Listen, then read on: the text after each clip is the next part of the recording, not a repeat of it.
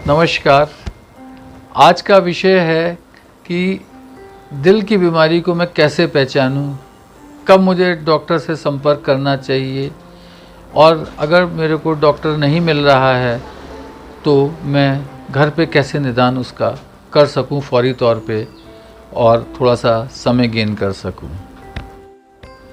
इस विषय में मैं ये कहना चाहूँगा कि दिल की बीमारी किसी भी उम्र में किसी को भी हो सकती है, लेकिन ये देखा गया है कि जिन लोगों में डायबिटीज़ है, ब्लड प्रेशर है या गुर्दे की बीमारी है, कैंसर है, उनमें दिल की बीमारी की संभावनाएं कई गुना ज़्यादा बढ़ जाती हैं।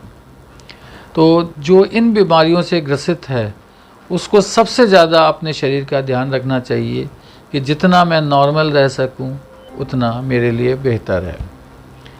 एक आम इंसान जिसको कि इस तरह की कोई बीमारी नहीं है या उसे पता नहीं है, वो भी कब अपने को महसूस करे कि साहब मुझे तुरंत डॉक्टर की सलाह लेनी है।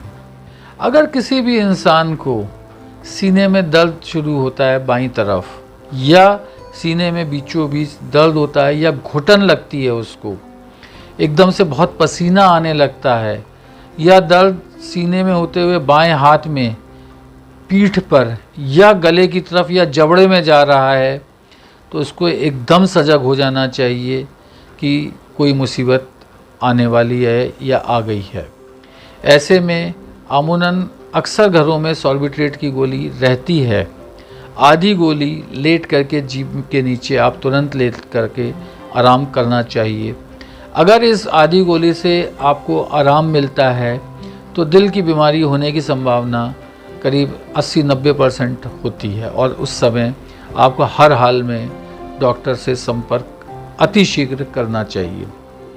अगर आराम भी नहीं मिल रहा है और परेशानी बढ़ रही है या बनी हुई है तो भी आपको डॉक्टर से संपर्क करना है अपनी इस समस्या के लिए।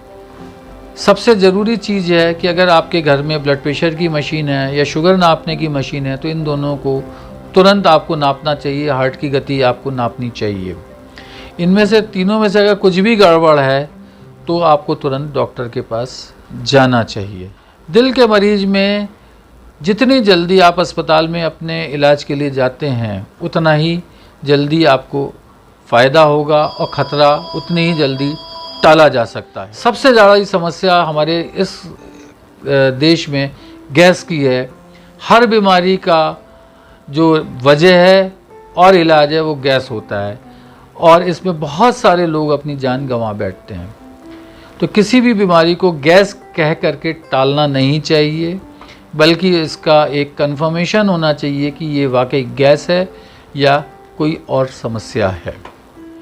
इसके अलावा जब भी कभी आपको इस तरह की परेशानी महसूस हो तो 2-3 चीज़ों को हमेशा जो है अवॉइड करना चाहिए। उनमें जीना चढ़ना, पैदल चलना और चीज़ों को भोजन को करना या खाना, इन चीज़ों को अवॉइड करके तुरंत लेट जाना चाहिए, आराम करना चाहिए और नियरेस्ट हॉस्पिटल या डॉक्टर के पास जा कर के अपना ईसीजी ज़रूर कराना चाहिए। ब्लड प्रेशर और शुगर के अलावा ईसीजी नॉर्मल आने का मतलब यह है कि आपको चांसेस और या ये इस बात के ज़्यादा हैं कि शायद हार्ट की समस्या ना हो, लेकिन फिर भी 20-25% केसेस ऐसे होते हैं जिनमें ईसीजी नॉर्मल होने के बावजूद दिल की समस्या हो सकती है। ऐसे केसेस के अंदर जिन डॉक्टर्स को आप दिखा रहे हैं या तो वो खुद ही आपको रेफ़र करके बताएंगे, और अगर लगता है कि बहुत प्राइमरी लेवल पे आप गए हुए हैं और आपकी समस्या का हल नहीं मिल रहा तो एक अच्छे टर्शरी बड़े सेंटर में आपको जाना चाहिए जहां अपना पूरा इलाज कराना चाहिए। इन पूरी चीज़ों में उसमें सबसे अहमियत यह है कि आप अपनी बीमारी को कितनी तवज्जो देते हैं। अगर चीज़ आपकी बिल्कुल नॉर्मल निकलती है तो आप कोई नुकसान नहीं है और शारीरिक और मानसिक रूप से आप पूर्णतः स्वस्थ महसूस करेंगे। अगर कोई कमी निकलती है तो उसका निदान होके दोबारा से आप स्वस्थता की ओर बढ़ते हैं।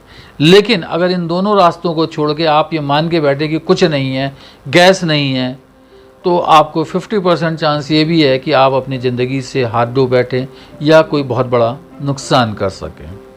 इसके अलावा कभी भी अगर आपको सीने में दर्द, तो एक वजह है हार्ट की तरफ जो इंडिकेट करती है, बाकी कभी सांस फूलना, सिर्फ सांस फूलने की जो है एक बहुत बड़ी वजह दिल की बीमारी या अटैक हो सकता है, या एकदम से बेहोशी आ जाना, चक्कर आ जाना बहुत तेज़ी से, ये एक वजह दिल की हो सकती है। ब्लड प्रेशर का बहुत ज़्यादा बढ़ जाना, बेहोशी हो जाना, नस फट जाना, ये भी एक बहुत बड़ा इंडिकेटर है हार्ट की बीमारी का। कई लोगों में सिर्फ पेट में दर्द हो सकता है और घबराहट हो सकती है, और कई मरीजों में ये एक हार्ट अटैक का सिम्टम हो जाता है, और इसका निदान किया जाए, कंफर्मेशन हो कि मुझे वाकई हार्ट की तकलीफ़ है या गैस की है या कोई और वजह है। आपकी सजगता आपको ज़िंदगी दे सकती है, आपकी परिवार की एक रक्षा सुरक्षा आपके अपने हाथ में है, और मैं ये चाहूँगा कि हमेशा अपने शरीर के प्रति वफादार और सजग रहें। धन्यवाद।